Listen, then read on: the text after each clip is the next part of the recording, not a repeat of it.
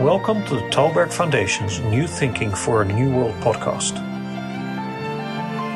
In this episode, Tomas Anker Christensen, a Danish diplomat, and Daniel Martinez-Valle, a Mexican CEO, share their optimism that the coronavirus epidemic will be a wake-up call for urgent, positive, and creative climate activism with Alan Stoga, the chair of the Thalberg Foundation. We're talking at a unique moment. For the first time in 75 years, the whole world is focused on the same problem, in the process mobilizing unprecedented political will, state authority, fiscal resources, and even, perhaps most amazing, science. How do we transfer all of that energy which is focused on the pandemic and even larger, more deadly challenge of climate change? Well, Alan, I think when the crisis hit us, people were mobilizing on the climate issue. We had populations around the world voting in many places, politicians who wanted to take action. You had the companies moving to define climate neutrality targets for 2050. You had investors starting to also make demands along the same lines. And you had governments also starting to move in this direction. In Europe, we had a European election that brought in a European Commission last fall with the most ambitious climate program ever. And crisis, in a way, has not, of course, made the climate challenge go away, although some people might think that lower emissions in 2020 will solve everything. But as you and I have discussed before, they unfortunately won't. They might this year lead to the lower emissions that we need to have every year. And since putting our economy, global economy, on hold every year is not an option to achieve our climate targets, action is needed, starting with governments, but then in partnership with the private sector, with investors, and also building on the people mobilized around the issue around the world. Danielle, you're the CEO of a global company operating in more than 40 countries. You are exactly at the position that Thomas just described, suffering from an economy that has suddenly stopped. But at the same time, you're the CEO of a company that is deeply committed to playing its role in trying to address climate. How do you see the challenges today? So there's two options in terms of the perspectives that we can adopt. The first one is to be optimist and to be fundamentally convinced that the tomorrow can be better than the today. And second option is to be a bit more pessimistic. Let me take the former. I think one of the things that we've learned during this pandemic has to do with the fact that many of the things that are critical in terms of climate change action have to do with incentives, have to do with habits, have to do with regulation. And a few of the most relevant lessons that we are learning as we live through this pandemic is the fact that habits have fundamentally changed or are changing. I think we can now realize in a more clear way that incentives need to change. And what does that mean for climate action? We have been dedicating ourselves to making sure that everyone in our community is safe. We have 22,000 employees, and from a manufacturing perspective, we operate in 44 countries, but we sell in 110 countries. Having people safe in their homes, having people that can go to work, being able to work in a safe environment, making sure that they can continue to be healthy and their families too, is our number one, our number two, and number three priority. I think Thomas was referring to the fact that emissions may have been reduced during 2020, obviously due to habit changes, but this is a unique opportunity in which we can really, really think hard about changing incentives, changing regulation, and changing habits, again, from a private perspective and from a public sector perspective. Thomas, what do you want from the global business sector? What do you need as someone dedicated to trying to aggressively address climate? I think, Alan, if I can just take one step back before I answer your question, the crisis has shown people and business and investors that governments, if the challenge is big enough, are actually ready to act at a scale that we didn't imagine just a few weeks ago. And that type of action that is needed also to challenge, to tackle the climate challenge is actually doable if the political will is there. The health crisis is, of course, seen as an immediate threat to us. The climate crisis is not. But I think business can be part of the mobilization of the political will and of the pressure on politicians to do the right thing. Also by telling them that this is where money can be made, jobs can be created, the living standard can be raised. That's what politicians in the end, in short-term electoral cycle are looking for. And we are no longer looking at climate threats that are in 2050 or in the lifetime of our grandchildren. That's what people used to say.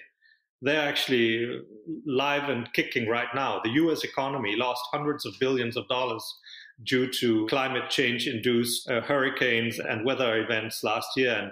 And the same goes for across the world. And as opposed to how we tackle the health threat, we can't put our countries on hold to tackle the climate threat. As I said, we would need to lower emissions at the same pace that we're doing this year due to the health threat every year for the next 10 years to hit the marks set out in the Paris Agreement. That's not doable. So we need to change. We need to change the way we produce, consume, especially energy, but also other goods. And the big challenge is to make the right investments right now. Tens of billions, if not trillions of dollars will be pumped into the global economy in the next 12 to 18 months. And the choice we face as a global community and governments is really to make the right investments, to go the green way or the black way. And I think enlightened business leaders like Daniel are the ones who can also tell governments that this is a sound investment and a good investment, and one that, as I said, creates more jobs, growth, and profits. So the same question to you, Daniel. What do you want from governments at the national level and then perhaps at the global level? I think the first thing that we should expect and we should want from governments is to recognize that we are late to the party. Every day that goes by without making those changes in regulation, without making those changes in habits, and without setting the right incentives, and without moving the needle, is geometrically putting us behind in terms of where we want to be vis-a-vis the goals that were set in the Paris Agreement. If we don't recognize that we have an issue and that we're already late to the party, then we're not going to move in the right direction. Secondly, I think it's very, very relevant for governments to think with a long-term perspective and to recognize that business and businesses are fundamental agents of change.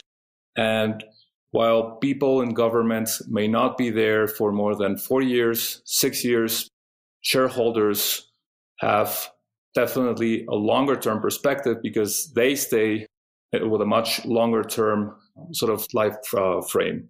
If governments are bold, if governments are responsible, and at the same time businesses are bold and responsible and make the right set of choices, I think we can definitely move the needle. What I would expect from governments is try to make sure that you move from a short-term perspective on things to a longer-term perspective, and you try to align as governments in terms of habits, in terms of incentives, and in terms of regulatory frameworks. And we are optimistic that governments can actually sort of start to recognize that we have a problem that we can solve together with businesses, and we can make a difference together. Well, let's discuss that, because the response to the pandemic has been really quite heavy-handed. Perhaps it has to be. It's been a command and control kind of response coming from governments to business, to individuals, to other parts of the economy. Thomas, do we need that command and control to get the climate policy right, or is fundamental partnership of the sort Danielle just implied possible? I do think that that kind of partnership is possible, but it is a partnership. It's both about getting the regulatory framework right, but then also about companies living up to the responsibility invested in them if governments take that path. Business cannot will also have to be a responsible citizen, so to speak. But fundamentally, it is about how you create the right market incentives, the right market mechanisms, in a way, iron out the market failure, for example, by not putting a price on externalities, on pollution. There are many market failures that lead to the kind of black economy that we have, but that's one of them. And there are many discussions amongst economists, most of which say that putting a price on carbon in some way is the fastest way out of the conundrum. But that has been discussed for 10, 15 years, and we're no closer, I think, to a global price on carbon than we were then. So in the meantime, it is up to every government to put in place its own regulatory framework that make the non-fossil investment and pathway for business a viable one. And I think if you look at the countries around the world that have tried to put those frameworks in place, they have actually seen their economies thrive and green jobs being created and have not suffered setbacks. The same goes for individual US states and other parts of the world. But there is a real threat that in a time of crisis like the one we see now, when you want to kick your economy back into gear, you look in the toolbox for well-proven measures, and then you do what you did the last time around. And if you look historically at the financial crises and other crises we've had in the last century, since World War I or before, World War II, and so on, every time we've had a crisis, we've had a bounce back that was blacker and had more CO2 emissions than the previous one, including the financial crisis 10 years ago. We actually locked ourselves into very fossil pathways after that crisis. And we can't afford to do that this time around. Otherwise, the Paris targets are non-achievable. So we are really at a crossroads now in terms of the choices we make. And why are you optimistic we'll make the right choices? Have we gotten smarter? For one, I think regulatory measures are known, and we know what needs to be done, and many of the technologies are there. But then also because the business people all over the world are moving in the same direction. Consumers want that, especially the younger consumers. Investors are looking in that direction as well. So whether that's smarter, Alan, or it's because people have gotten different priorities and incentives, I'll leave that up to you. But clearly, if I look at Europe, which I know best right now, the green recovery strategy being worked out by the EU authorities now has three components. It's a green growth strategy combined with a digital strategy and combining in a way the green incentives with the digital ones, and then building resilience in society to withstand future shocks and crises, both economically and health-wise. And that will be a green recovery strategy that will also be an economic transformation strategy that will, in a way, catapult Europe into a greener and more sustainable future. So here, the recovery and the investment and the more climate-friendly approach is not seen as a contradiction. It's seen as one and the same pathway. You implicitly just addressed my next question, which is globalism versus nationalism. Daniel, is there a way for business to ask government to become more global, to become more coherent, to make that regulatory framework something larger than the nation state? And if they don't, how do you as a business leader cope with it efficiently? So let me pull a few threads of things that you've said, Alan, and things that have been mentioned by Thomas, which are very interesting. And let me try to summarize these as four what I would call creative tensions. The first one has to do with command and control versus collaboration. The second one has to do with demand versus supply forces. And on the demand side, I'd like to focus on investors and consumers. Let me add one to the creative tensions that I just mentioned. Then the next one has to do with the role of central governments versus the role of cities. And then this whole dilemma around cities and what seemed to be the rise of quote unquote city states, which is something that has fundamentally changed during the pandemic. And it's an interesting phenomenon, which has to do in a way with what you are referring to, Alan, as the next creative tension, which has to do with globalism versus nationalism. I think what moves the needle or what moves a balance from one side to another, if you think of it from a business perspective, is actually the demand side of the equation when we're thinking about the power of consumers and the power of investors. Again, going back to incentives and habits, if investors fundamentally understand the need to recognize that we need to start taking action in terms of climate change, if consumers start to recognize the same factors and take that into account in terms of their buying behaviors and in terms of their sort of day-to-day behaviors, whether they take public transportation, whether they use an electric vehicle, investors that are more keen to own stock of companies that not only do well, but also do good. I think that's the most important thing that will fundamentally move things in the right direction in terms of command and control versus collaboration. And if you are sitting in the private sector trying to manage a company that is global in its supply chain, that is global in its demand, that is global in its sort of manufacturing capability, the thing that matters the most is the consumers, and at the end of the day, also the investors. Whether or not governments are willing to collaborate, you have to take into account what is good for you in terms of profit, what is good for you in terms of the people that you serve, and what is good for you in terms of planet and what you want to do in terms of the impact of your manufacturing, of your operation in terms of planet. Same thing in terms of the creative tension between central governments and the role of cities. At the end of the day, we'll see if we go, quote unquote, back to the future and see cities resurfacing with greater power, and we resurface a discussion around city-states, and then globalism versus nationalism. Thomas, globalism versus nationalism, that is one of the key tensions that complicates everyone's life, arguably been headed in the wrong direction in the last couple of years. How do you see it?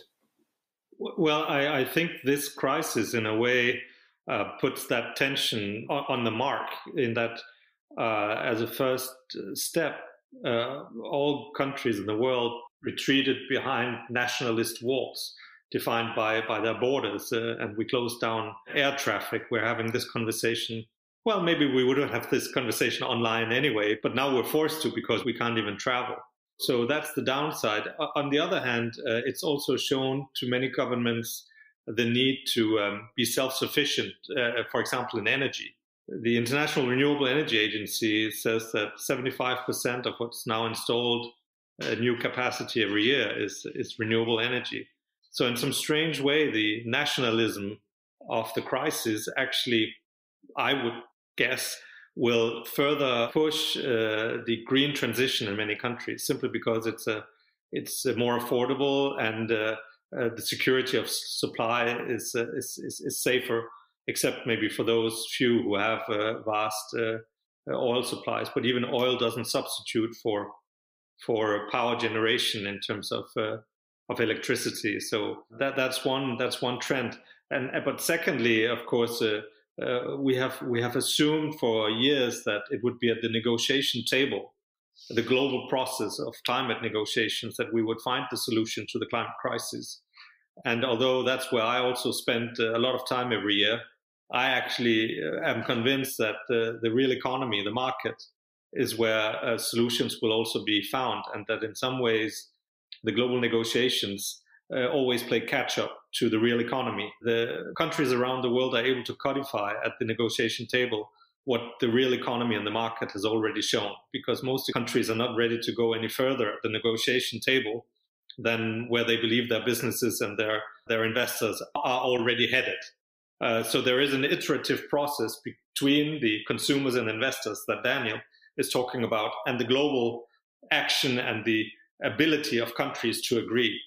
And in a way, what I can see is a positive dynamics around that iterative process, led by far-sighted businessmen and investors and people, that will also encourage governments to become more bold and take bolder action, because we're creating a race to the top, a transformation from black to green, which everybody wants to be a part of.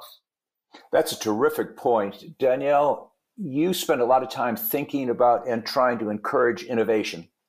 And clearly, we don't have all the technologies we need for the new world that we all want. Do you see this as an opportunity to accelerate that innovative effort that not just you have underway, but many other companies, and that Thomas just suggested is probably essential to keep the entire process moving in the right direction? So the answer is, from our perspective, definitely yes. If people are aware of the need for change and the need for action, and people start to understand that the math, if we don't do this in the right way, will lead us to the wrong outcomes, and start understanding unit economics, then businesses have to understand where they sit in terms of their operations, their value chains, their assets. And let me talk about what Orbia is thinking about in terms of our operations, our value chains, and our assets. One specific example has to do with drip irrigation. We own one of the largest, if not the largest, drip irrigation company or precise agro company in the world, based in Tel Aviv.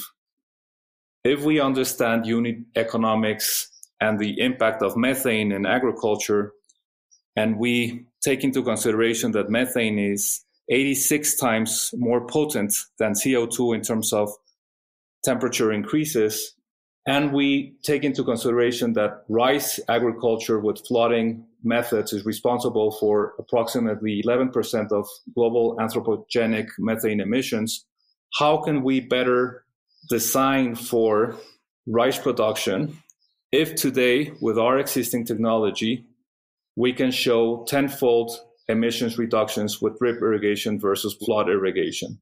If we actually convert only 10% of global rice production to drip, that will be the equivalent of removing 40 million cars. So if we are obsessed with what we call human-centric innovation, how can we design for a better solution that is more amenable to farmers in terms of capital allocation, in terms of people allocation, in terms of risk mitigation, in terms of usability, so that we can actually move the needle in a fundamental way, taking advantage of the amazing unit economics associated to both methane and to rice production. That is just one example. So just by focusing on a few needle movers, we can actually make a lot of positive impacts, again, in terms of people, planet, and profit.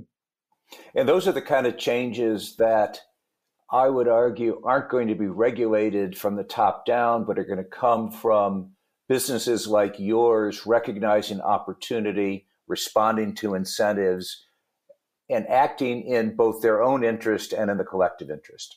Correct. And that's where the tension between collaboration versus command and control, governments, globalism versus nationalism, actually becomes an endless debate of false alternatives, because we can actually move the needle without solving those tensions.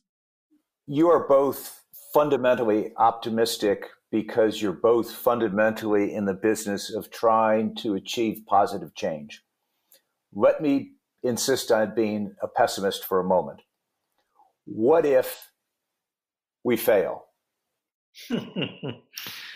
Alan, I used to work for the Secretary General of the United Nations, who had as a slogan, "There is no planet B." So failure is not an option, is my simple answer. But let's be frank. It's not that we're on a rosy path. I mean, with the commitments governments made in Paris, if they implement them to the full, and they currently are not, we're headed for a 3+ degrees trajectory at the end of this century. And a 3+ degrees Celsius world, we're now at approximately 1 degree, will look in many ways very different from the one we have today. So it's by no means easy. We need fundamental transformation of the global economy, far beyond anything we've seen until now to get on that pathway that I'm describing. But I don't think we have a choice not to be optimistic. I can't get up every morning and do what I try to do if I'm a pessimist. That won't motivate me, and that won't motivate the teams I'm working with. So you need to show leadership and to every day go and take on the challenge and find new ways to move the world a tiny bit forward, even though there are many setbacks and kickbacks. Daniel, you're trying to figure out how to run a global company, a sustainable global company. What if the rest of the world doesn't get it right? How do you manage? So I agree with Thomas that failure is not an option, but at the same time, I think we have to recognize that we have failed in terms of climate action, or we are failing if you look at the mathematical models.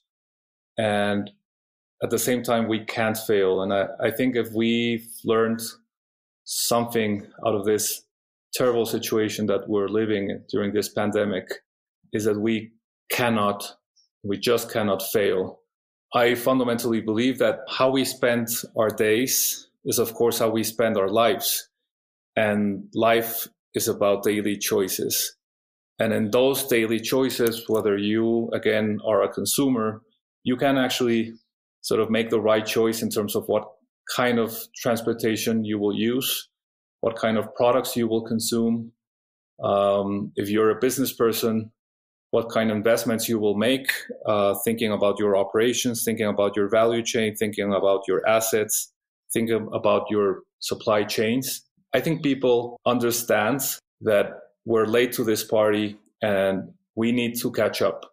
And we need to catch up in our daily choices. And in this sort of coexistence between governments, private sectors, civil society, I think people realize that the best way in which we can actually vote it is by making the right daily choices as a consumer, as an investor, as a civil servant, or as any kind of role that we have in our daily lives. And that is what makes me feel hopeful, because a lot of people realize that their daily choices are their votes, and that will eventually make a difference. It'll be tough. It'll take time, but we are starting to move in the right direction, and hopefully we will make a difference for the next generation. What also makes me optimistic is the fact that if not in all markets, but now, then within the next 5 years, energy generated from renewables will be cheaper by the kilowatt hour than any other energy source. And that energy transformation that we need to see to drive to let fossil stay in the ground is going to happen, driven by the market, driven by the price mechanism. And it's more a question of speed and scale. If the fossil fuel subsidies, if the advantageous conditions given to fossil in some countries still prevail, if they're taken away and if the same conditions are given to renewables, I think you will see a massive transformation happening within the next 10 years. And with that, electrification of transportation, greening of heavy industry, if energy suddenly becomes a very cheap commodity produced through renewables, then that will set a whole chain of things in motion. And that, combined with the digitalization of electricity and the way we can steer it, will really create a very different world, including the example mentioned by Daniel of drip irrigation, which also I think is tied to digital control and to the cost of energy in the end. If energy in countries with a lot of sun suddenly becomes extremely cheap to the extent of almost being available for free, that changes the dynamics fundamentally of many countries and many markets. I want to thank both of you for not just your time, but for your commitment to trying to change what needs to be changed. It is said, I think partially incorrectly, in speaking of the coronavirus, that we're all in this together. The fact of the matter is, when you come to the environment, we are all in this together because, as you both said, we only have one planet. Thank you very much. Thank you. Thank you. Thank you for listening. Please check talbergfoundation.org for more podcasts, videos, and articles, and follow us on social media to stay tuned to upcoming events. This podcast was made possible with the generous support of the Stavros Niarchos Foundation.